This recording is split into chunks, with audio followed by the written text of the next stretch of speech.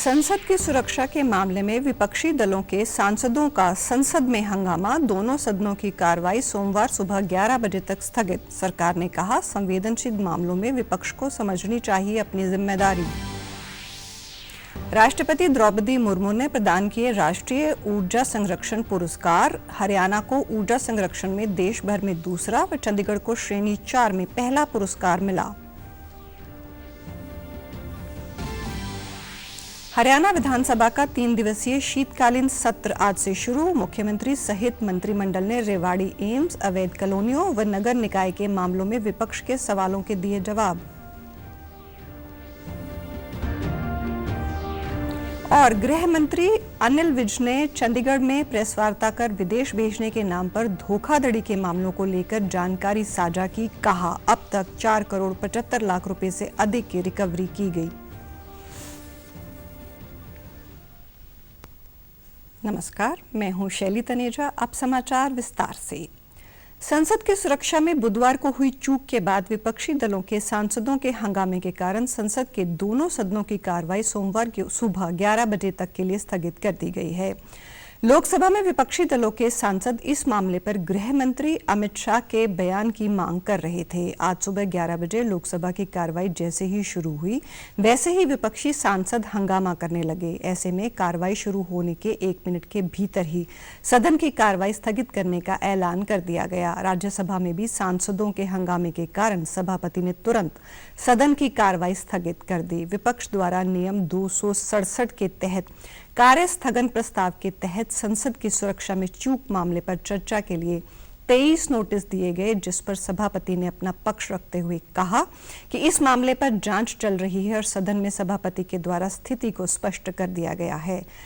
सदन स्थगित होने के बाद विपक्षी दलों के सांसदों ने सदन परिसर में गांधी प्रतिमा के पास सांसदों के निलंबन का भी विरोध किया। वहीं सरकार की ओर से कहा गया है कि संवेदनशील मामला है और विपक्ष को इसे समझना चाहिए। ये मामला कोर्ट में है और उच्च स्तरीय जांच चल रही है।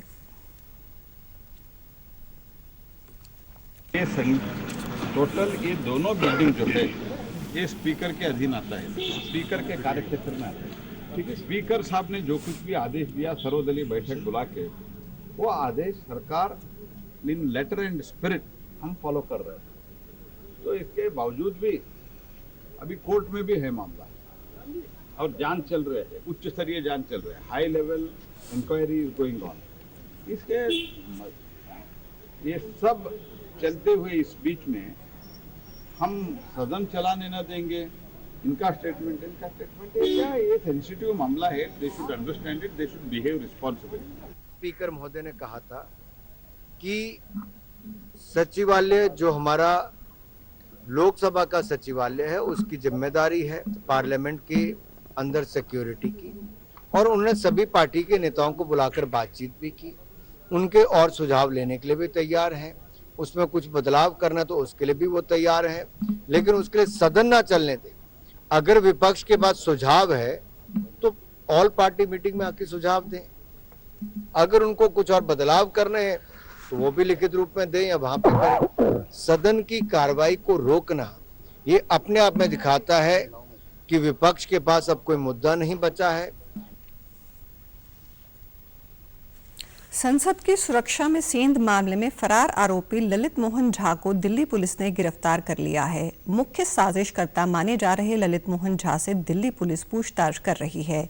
इससे पहले इस मामले में गिरफ्तार 4 आरोपियों को पटियाला हाउस कोर्ट ने 7 दिनों के पुलिस रिमांड पर भेज दिया है।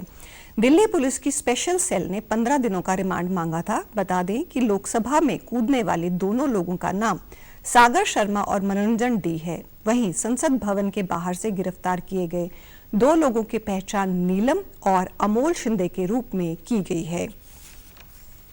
नई दिल्ली के विज्ञान भवन में राष्ट्रीय ऊर्जा संरक्षण दिवस 2023 समारोह का आयोजन किया गया। इस कार्यक्रम में राष्ट्रपति द्रौपदी मुर्मू बतौर मुख्य अतिथि शामिल हुई और विभिन्न श्रेणियों में विजेताओं को पुरस्कार देकर सम्मानित किया। इस मौके पर राष्ट्रपति ने ऊर्जा संरक्षण को लेकर उत्कृष्ट कार्य कर रहे राज्यों सहित राष्ट्रीय चित्रकला प्रतियोगिता के विजेताओं को सम्मानित करने के साथ ही कार्यक्रम को संबोधित किया। COP28 सम्मेलन में भारत के प्रधानमंत्री श्री नरेंद्र मोदी जी ने लीड आईटी 2.0 का शुभारंभ किया है, जिसके तहत inclusive and just industry transition पर जोर दिया जाएगा। ये पर्यावरण को लेकर भारत की प्रतिबद्धता का परिणाम हुई है कि क्लाइमेट चेंज परफॉर्मेंस इंडेक्स की रैंकिंग में हमारे देश 10 वर्षों की अवधि में 30 से 7वें स्थान पर पहुंच गया है।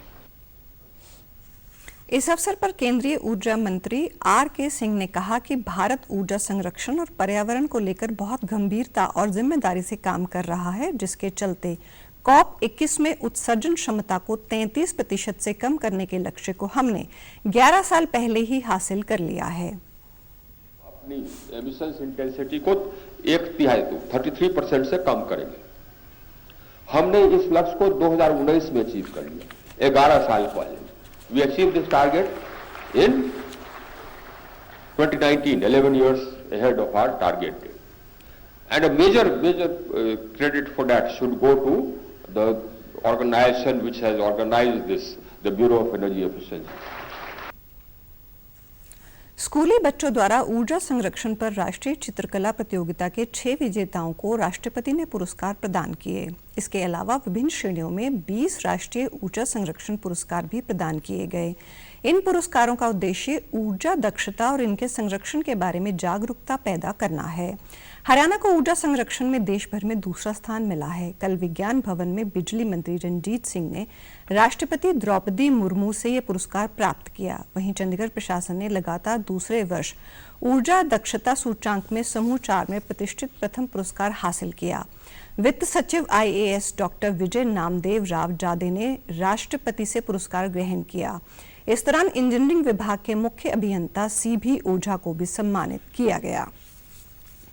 प्रधानमंत्री नरेंद्र मोदी ने परीक्षा पर चर्चा कार्यक्रम को लेकर सोशल मीडिया प्लेटफॉर्म X पर संदेश लिखा है।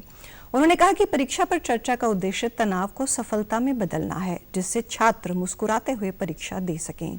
प्रधानमंत्री ने साथ ही कहा कि किसे पता है कि हमारे साथ परीक्षा पर चर्चा के संवाद में कोई बड़ा सुझाव मिल जाए। बता दें कि परीक्षा पर चर्चा एक वार्षिक कार्यक्रम है, जहां प्रधानमंत्री बोर्ड परीक्षाओं में शामिल होने वाले छात्रों के साथ संवाद करते हैं। अगले वर्ष परीक्षा पर चर्चा कार्यक्रम में विद्यार्थी, शिक्षक और अभिभावक भाग ले सकते हैं। हरियाणा विधानसभा का 3 दिवसीय शीतकालीन सत्र आज सुबह 11 बजे से शुरू हुआ। सदन में सबसे पहले शोक प्रस्ताव रखा गया, जिसका अनुमोदन नेता प्रतिपक्ष भूपेंद्र सिंह हुड्डा ने किया और विधानसभा अध्यक्ष ज्ञानचंद गुप्ता ने शोक संतप्त परिवारों के साथ शोक संवेदना व्यक्त की। उसके बाद प्रश्नकाल शुरू हुआ। मुख्यमंत्री मनोहर लाल ने सदन में बताया कि पिछली सरकार के वक्त 11,665 अवैध कॉलोनियां थी। मौजूदा सरकार में ये 5,353 है। इन सभी की लिस्ट जारी की जाएगी। रेवाड़ी में केंद्र सरकार की ओर से जल्द एम्स स्थापित किया जाएगा। प्रदेश सरकार केंद्र से समन्वय स्थापित कर आगे बढ़ रही है।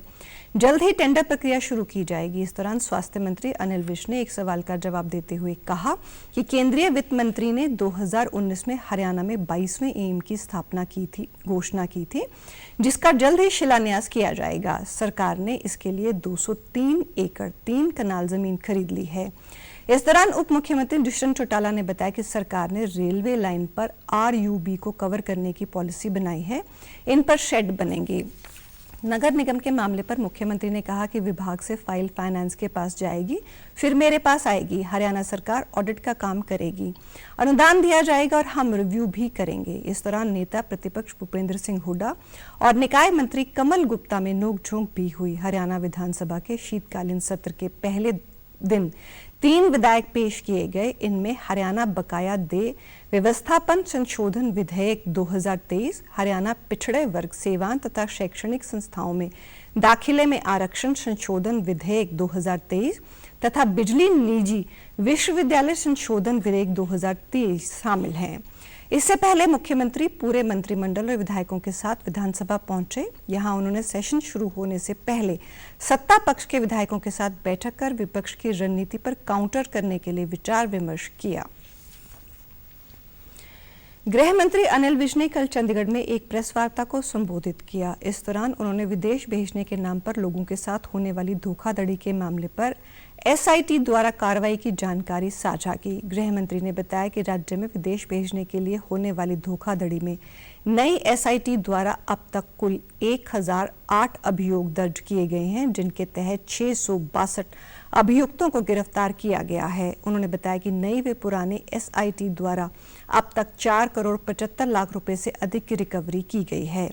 गृह मंत्री ने बताया कि कबूतरबाजी के मामलों में पीड़ित व्यक्तियों की सहायता हेतु हेल्पलाइन नंबर 8053003400 भी जारी किया गया है। अंबाला रेंज कार्यालय में कबूतरबाजी विदेश भेजने के नाम पर ठगी करने के संबंध में शिकायतों व अभियोगों पर निगरानी रखने के लिए एक मॉनिटरिंग सेल भी बनाया गया है। एसआईटी द्वारा पढ़ाई के लिए विदेश जाने वाले बच्चों के माता पिता को अवैध एजेंटों एजेंसियों के बारे में जागरूक करने हेतु बार-बार एडवाइजरी भी जारी की जाती है। गृह मंत्री ने बताया कि हम विदेश भेजने वाले अवैध एजेंटों, ट्रैवल एजेंटों, एजेंसियों पर लगाम लगाने के लिए हरियाणा में भी पंजाब व चंडीगढ़ की तर्ज पर रजिस्ट्रेशन एवं regulation of the travel agencies act व रूल 2023 लागू करने पर विचार कर रहे हैं। एजेंसियां हैं ये जो बाहर भेजने का काम करती हैं, ये रजिस्ट्रेशन एवं regulation of the travel agencies act हम बनाने जा रहे हैं और उम्मीद है कि इसी सेशन में वो बनकर पास हो जाएगा। अगर वो अनियमितता करते हैं तो उनसे पैसे भी रिकवर किए जा सके, हम कर सकें और इसकी गाइडलाइंस बने, बाकायदा इसके रूल्स बनाएंगे। हम एक्ट पास होने के बाद रूल्स बनाएंगे कि क्या तरीका है, कैसा हम और भी अध्ययन करेंगे। बाहरले प्रदेशों में भी अगर कहीं होगा वहाँ से भी अध्ययन करेंगे कि ताकि लोगों की हार्ड अर्नड जो कमाई है उसको बचाया जा सके। आज तो बुरी तरह से लुट रहे हैं, कोई तौर तरीका नहीं है। 60-60 लाख रुपए बिना लिखत के और बिना उसके किसी प्रकार के दे रखे हैं। पंचकुला स्थित भारत तिब्बत सीमा पुलिस बल भानु के प्राथमिक प्रशिक्षण केंद्र में देश भर की 179 हिम वीरांगनाओं का दीक्षांत एवं शपथ ग्रहण समारोह का आयोजन किया गया। इसमें महिला प्रशिक्षणार्थियों को शारीरिक व मानसिक रूप से सक्षम बनाने के उद्देश्य से ड्रिल, वेपन, मैप रीडिंग तथा हथियारों की सिखलाई के साथ 44 सप्ताह का कठोर प्रशिक्षण दिया गया है, ताकि वे ड्यूटी के दौरान आने वाली सभी चुनौतियों का सामना आसानी से कर सकें। इस आयोजन में आईटीबीपी के महानिरीक्षक एपीएस निम्बाड़िया ने बतौर मुख्य अतिथि शिरकत की। इस दौरान उन्होंने विभिन्न क्षेत्रों में उत्कृष्ट प्रदर्शन करने वाली महिला प्रशिक्षणार्थियों को सम्मानित भी किया। उन्होंने सभी महिला प्रशिक्षणार्थियों को बधाई देते हुए कहा कि आप सभी अपना प्रशिक्षण पूरा करने के उपरांत इस बल के हिमवीर परिवार में एक प्रशिक्षित सदस्य के रूप में शामिल हो गई हैं।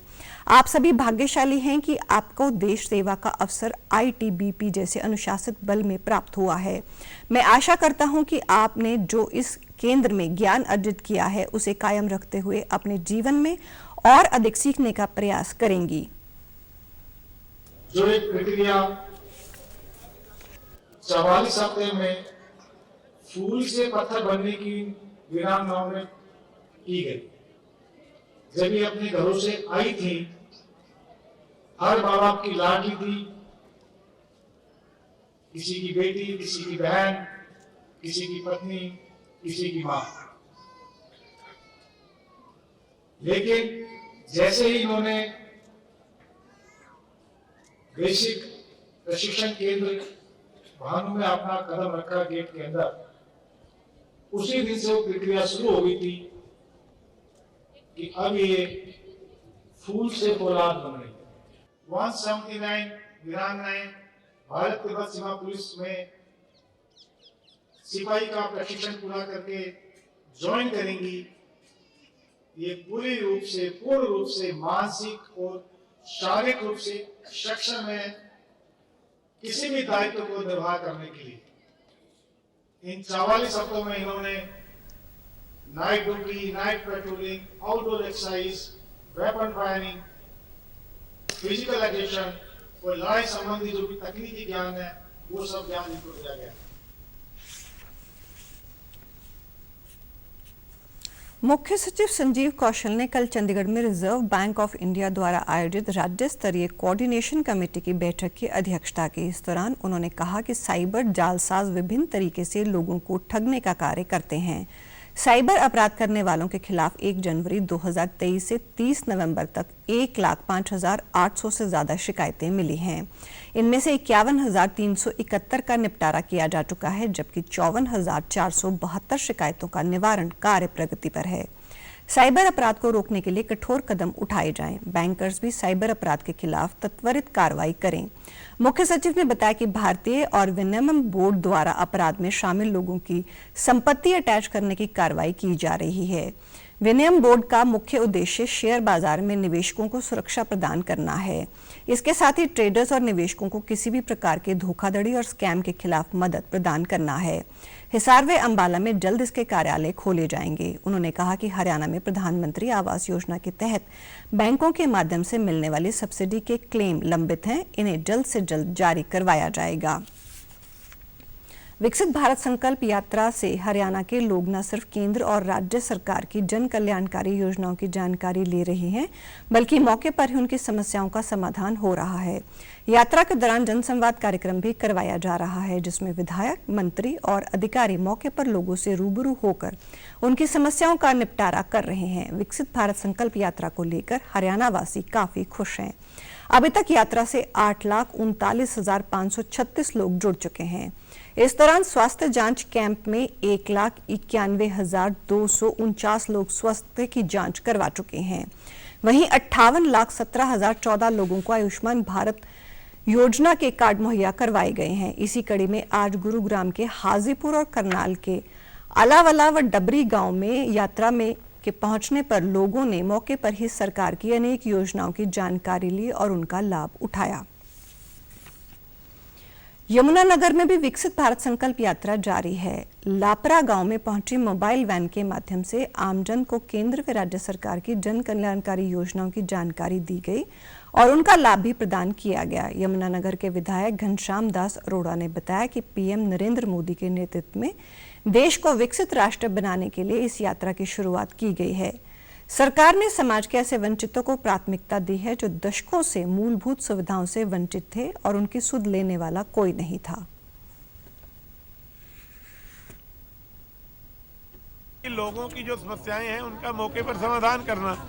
आज हमने इस गांव में 2 उज्ज्वला गैस के कनेक्शन निःशुल्क दिए हैं। आज हमने 8 लोगों की यहाँ पेंशन बनाई है, मौके पर ही उनको प्रमाण पत्र दिए हैं। इसी प्रकार जिसकी परिवार पहचान पत्र में कोई त्रुटि है उसको मौके पर ठीक कर रहे हैं। ड्रोन के माध्यम से हम स्प्रे करके कैसे समय की बचत कर सकते हैं हम यहाँ वो दिखा रहे हैं।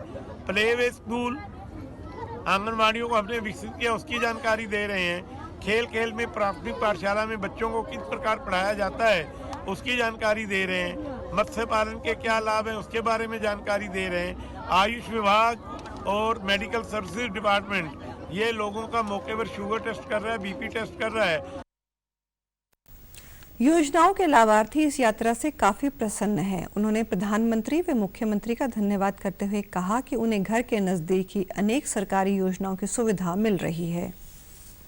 आज हमारे गांव में विकसित भारत यात्रा आई हुई है। इसके तहत मेरे घर में गैस सिलेंडर की कोई बनी थी जी, इसलिए मुझे गैस सिलेंडर कनेक्शन मिला है, पास हुआ है।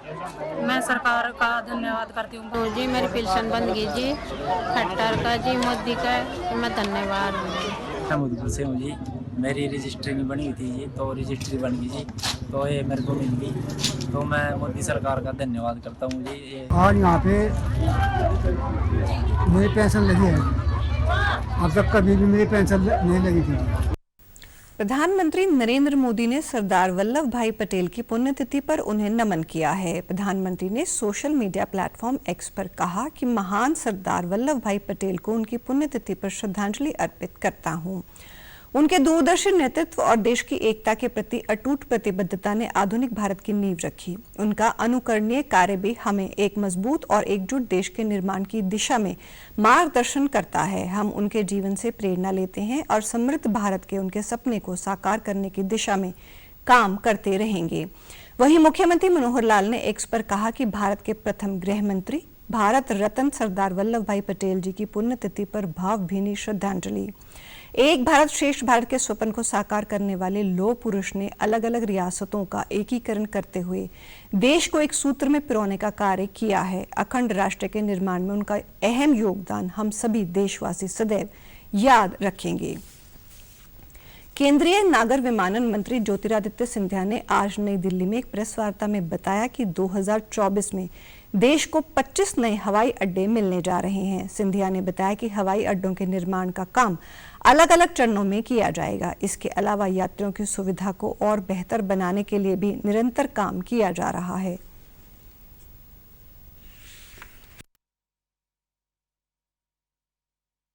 Next phase, which is in calendar year 2024, we are going to take up first 14 more airports that we are adding on to DigiYatra, and in the second phase 11 more airports, so a total of 25 more airports in calendar year 2024.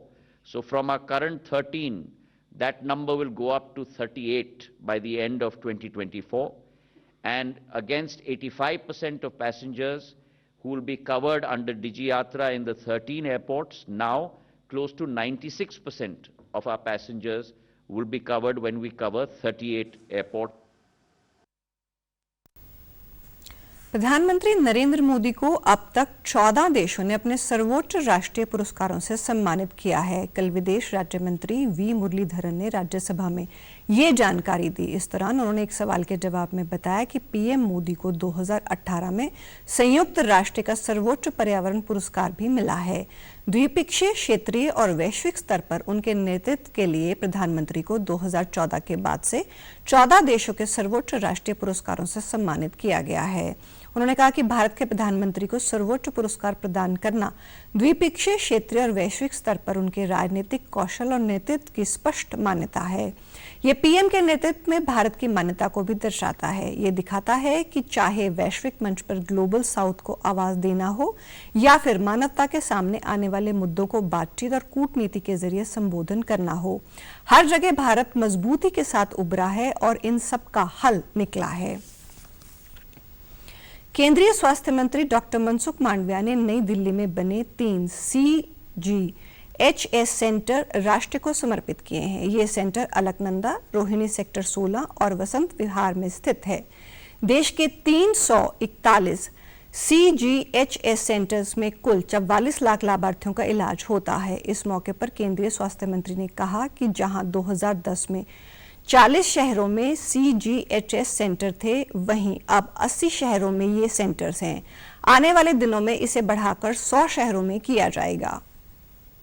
लाभार्थियों ने कोई medicine ली हो, treatment ली हो, reimbursement करना हो तो time पे होता नहीं था। दोस्तों उसके पीछे पिछले 6 महीने में मिशन मोड में काम किया गया है। मैं दावे के साथ कहता हूं कि आप प्राइवेट अस्पताल में जाएंगे, आपकी प्रायोरिटी वहां बन गई है, क्योंकि पैकेज बढ़ाया गया है, पैकेज का रेट बढ़ाया गया है, उसको टाइम पे पेमेंट होने लगा है, रियम्बर्समेंट रेगुलर होना चालू कर दिया है, डिजिटल टेक्नोलॉजी का उपयोग किया है। राजस्थान के मुख्यमंत्री भजनलाल शर्मा के लिए आज दोहरी खुशी का दिन है। आज उनका जन्मदिन है और इससे बेहद खास मौके पर उन्होंने मुख्यमंत्री के तौर पर पद और गोपनीयता की शपथ ली। उनके साथ दोनों उप मुख्यमंत्री दिया कुमारी और डॉक्टर प्रेमचंद बैरवा ने भी शपथ ली। हालांकि बाकी मंत्रियों को बाद में शपथ दिलाई जाएगी। कार्यक्रम में प्रधानमंत्री नरेंद्र मोदी, केंद्रीय गृह मंत्री अमित शाह, भाजपा अध्यक्ष जेपी नड्डा और भाजपा शासित राज्यों के मुख्यमंत्री भी मौजूद थे। भाजपा ने राजस्थान चुनाव में 199 में से 115 सीटों पर जीत दर्ज की है। केंद्रीय मंत्री हरदीप सिंह पुरी ने कहा कि आज भारत की अंतरिक्ष अर्थव्यवस्था 8 अरब डॉलर की है। एक रिपोर्ट के मुताबिक आने वाले समय में 100 अरब डॉलर तक पहुंच सकती है। केंद्रीय मंत्री ने बताया कि अंतरिक्ष क्षेत्र में अगले साल तक भारतीय उपग्रह निर्माण के अवसर पर 3.2 अरब डॉलर तक पहुंच सकते हैं। विश्व में भारत 5वें स्थान पर आता है, जिनके पास ज्यादा अंतरिक्ष कंपनियां हैं।